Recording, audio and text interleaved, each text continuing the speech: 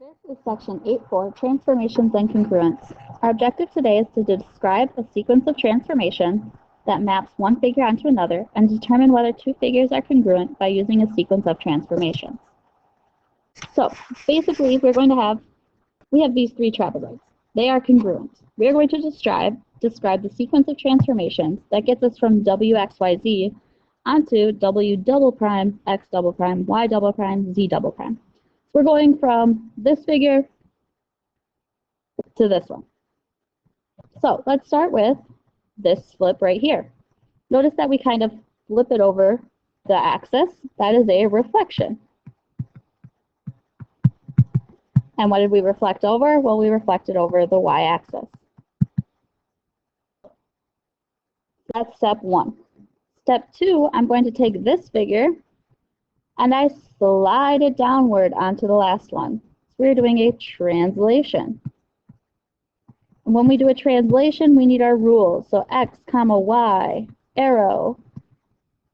X stayed the same. We just went down 1, 2, 3, 4, 5, 6, 7. So y minus 7. And there's our sequence of transformations. So I want you to try this one. You're going to start with the one we just finished on and end at the original one. Write that sequence of transformations. Well, our first step here should be a translation. And instead of moving down 7, we are going to move up 7. So xy becomes x comma y plus 7. And then our second step is going to be a reflection over the y-axis again. So there's our sequence of transformations. An important note, if you can use a sequence of transformations to map one figure onto another, then the two figures must be congruent. So we're going to decide whether these two triangles are congruent.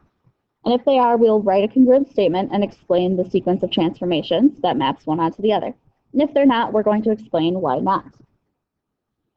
So for these, there's not one set sequence of transformations for any problem. So I'm going to start this one off. Let's rotate ABC.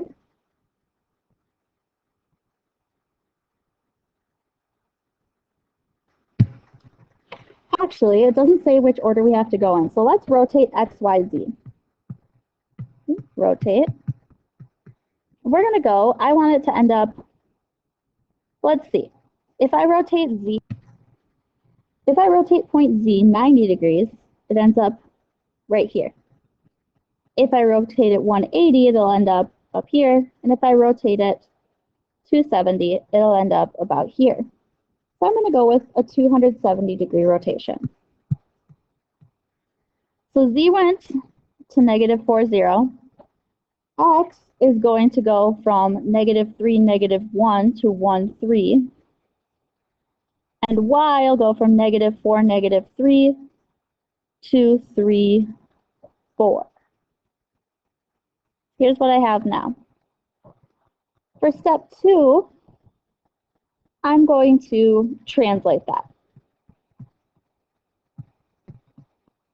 Because it looks to me like I could flip this over the y-axis and get pretty darn close, but I'm not going to be exact. So I know how to translate it. And I want to translate it to the right one. So x plus 1 and y will stay the same. So when I do that, I figure it'll look something like that. And now it's looking to me like we can reflect over the y-axis. And look, all my points end up perfect, and they are the same. So now I can say that triangle XYZ is congruent. Now I have to figure out what maps where. So X went right here, and then over 1, and stayed right there. So that was point A. Y went right here, and then to B, and that means Z must be C.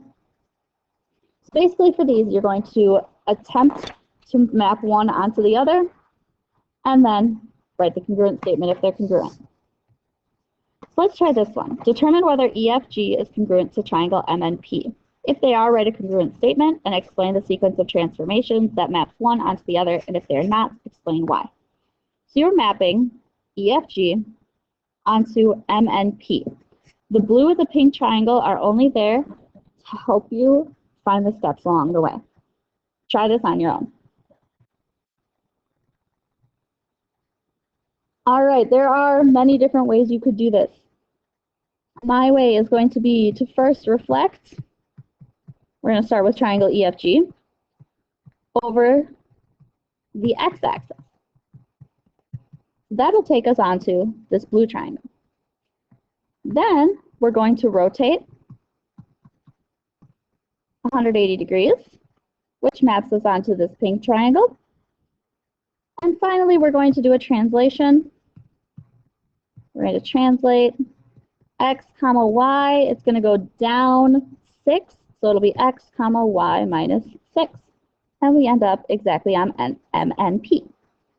Our triangle congruent statement, triangle EFG, is congruent to triangle, well, let's see, E was here, it went down below, it rotated along top to M. F, let's see, flipped here, then over here, so it's M, and last must be P. Here's your assignment, and there will be a quiz following.